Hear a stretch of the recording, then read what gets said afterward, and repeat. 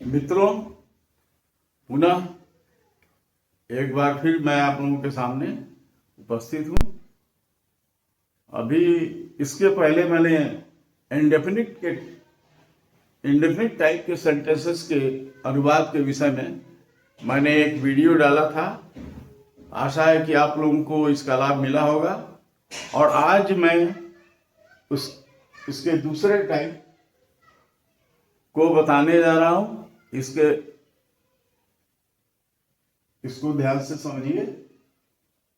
ये दूसरा टाइप है कॉन्टिन्यूअस। ये बहुत ही आसान और आमतौर पर ये बोले जाने वाला ये टाइप होता है। बहुत ही इजी होता है। सबसे इजी यही होता है कॉन्टिन्यूअस। कॉन्टिन्यूअस का मतलब इससे ये पता चलता है कि काम हो रहा है, काम जारी है। तो जाहिर है कि कॉन्टिन्यूअस का पहचान जो होता है उसमें रहा रही रहे होते हैं। कॉन्टिन्यूअस का पहचान रहा रही रहे होता है। और टेंस का पहचान तो ये अक्षर जो होता है हो, प्रेजेंट, था, पास्ट और गा लीजिए फ्यूचर। तो वाक्य हिंदी में जो लिखा हुआ वाक्य है तो उसके अनुसार इसकी पहचान कर लेंगे और इसके बाद इसका हम अनुवाद कर लेते हैं। अब देखिए, अनुवाद में पहले इसका हेल्पिंग वर्ब बता दे रहा है। सारे टेंसेस का हेल्पिंग वर्ब क्या है? हेल्पिंग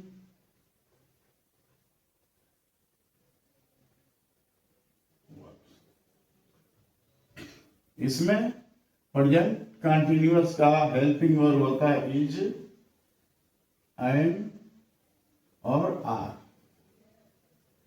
इसका होता है वाज, वेयर। और इसमें होता है फ्यूचर का जो आपका ट्रेडमार्क है या सबसे आसान पहचान है, विल शैल तो होगा ही, तभी तो फ्यूचर बनेगा।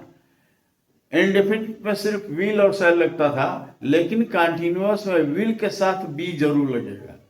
विल या शैल दोनों के साथ बी अवश्य आएगा। तो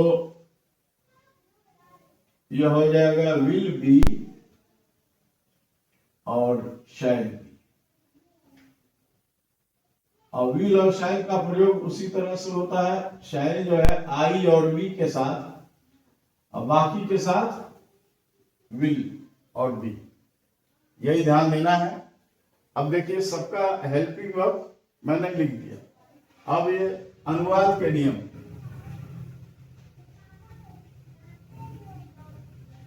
फार्मूला।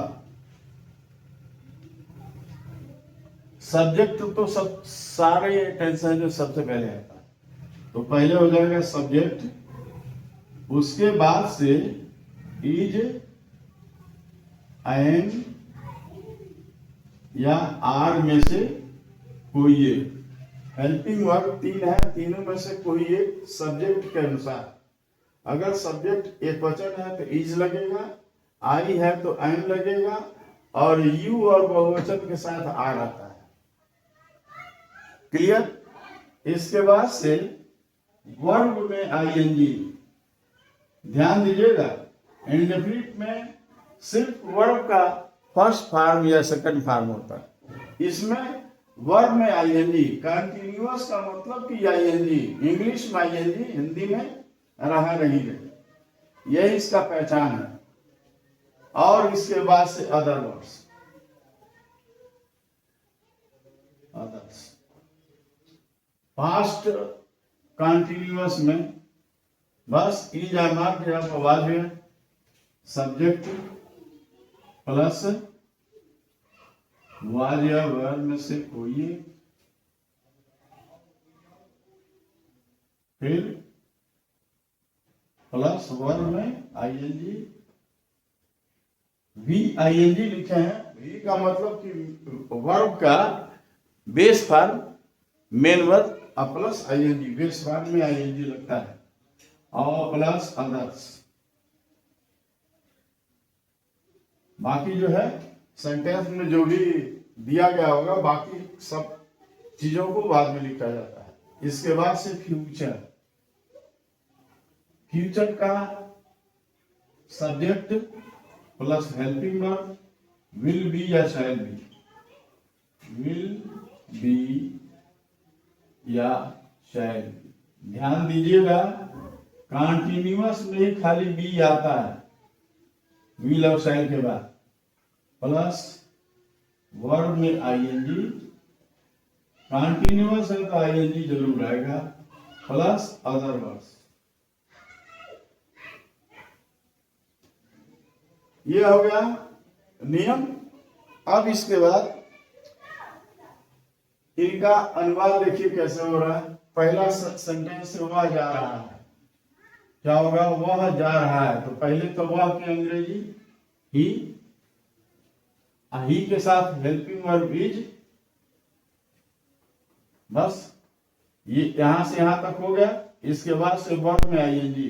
वर्ब है गो, गो में ING going, he is going, हो गया। Very simple, he is going. मैं पढ़ रहा हूं, मैं का आई और आई के साथ एम लगता ही है हेल्पिंग वर्ब। पढ़ना का अंग्रेजी रीड होता है, READ, रीड। इसमें ING, I am reading. Ram खेल रहा है, राम तो एक वचन है, इसके साथ इज प्ले होता है, प्ले बने खेलना, प्ले में आईएनजी लग गया, प्लेइंग। Ram is playing. ठीक है, क्लियर है ना? अब ये प्रेजेंट कंटिन्यूअस का रूल और ट्रांसलेशन हो गया। अब यह चीज इधर चलते हैं पास्ट कंटिन्यूअस में। वह जा रहा था, रूल के अनुसार सब्जेक्ट वह जा रहा था ही के साथ वाज। हाँ, ये वाज जो है एक वचन के साथ लगता है, और वेयर जो है बहुवचन के साथ लगता है, और यू के साथ। वेयर यू और बहुवचन के साथ इसका उपयोग होता है, ध्यान दीजिएगा। ठीक है, तो ही वाज वर्ब में आईएनजी गोइंग। मैं पढ़ रहा था, आई के साथ भी वाज, पढ़ रहा था रीडिंग। राम खेल रहा था, राम एक वचन है, वाज प्लेइंग, प्ले उसके बाद से इसमें आईएनजी जोड़ दिया, प्लेइंग हो गया। क्लियर है? ये पास्ट कंटिन्यूअस हो गया। ठीक इसी तरीके से फ्यूचर कंटिन्यूअस का ट्रांसलेशन। अब यहां है वह जा रहा हो, वह की अंग्रेजी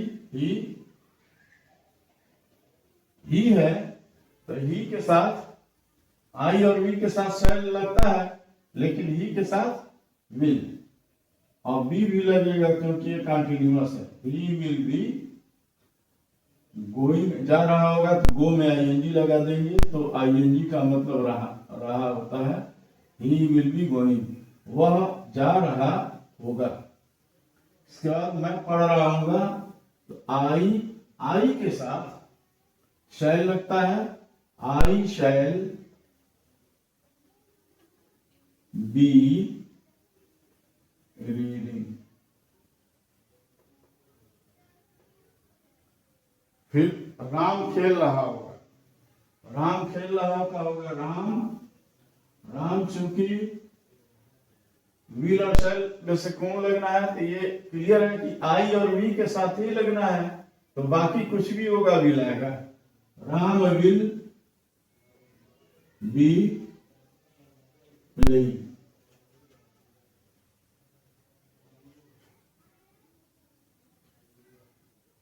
यह हो गया फ्यूचर कंटिन्यूअस से संबंधित।